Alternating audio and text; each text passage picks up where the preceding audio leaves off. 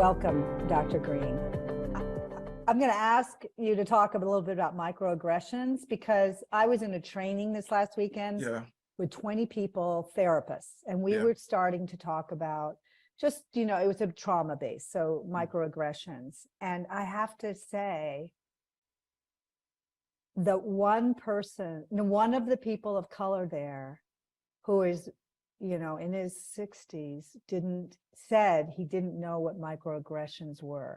Now he did, of course, but the term was not on the tip of his tongue. So I don't want to assume that people know what you're talking about. So it's subtle slights at somebody. I'll give you an example. Coming straight out of college, I wrote a lot, and so I'm a prolific writer. I was one of the better writers, and I never will forget. So I had mentors. Most of my mentors were Caucasian. They were white, senior guys, and one of my buddies who was an African American had written something, an email, and I was asking my mentor. He was white. I said, how do you get, one of my friends made an error. How do you fix it? And he said, don't worry, everyone knows Black people can't write. That was a micro. So that sounds kind of macro to me. Well, I mean, he didn't. I mean, he respected me. I think he cared about me, but he didn't understand. I mean, he's a good old South. He's a good old boy from Arkansas.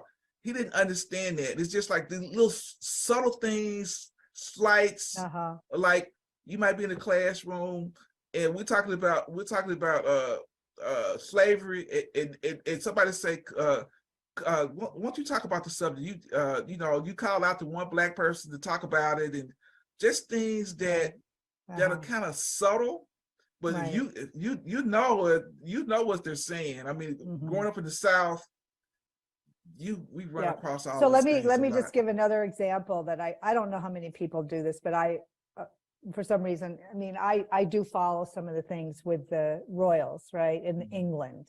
Yes. And there was one of the ladies in waiting, I think of Camilla, actually. No, the Queen. It was either the Queen or Camilla. Been in for decades, had been in service. And she, at a gathering, asked, there was an African American, not African American actually, a Black woman who is British and English, asked her where she was from. Yes. Assuming that because she wasn't white, she wasn't English. Yes. And she was English and she was British, and she protested, and that lady in waiting resigned. That was a microaggression. Where are you from? Assuming that you're not from here. Yeah. Students saying, where did you go to school? You teach it. They're saying, what's your expertise? I mean, they don't do that. They don't do that to me because I'm a big guy and I got credentials. But I mean, like even females and minorities, they challenge your credentials, your ability.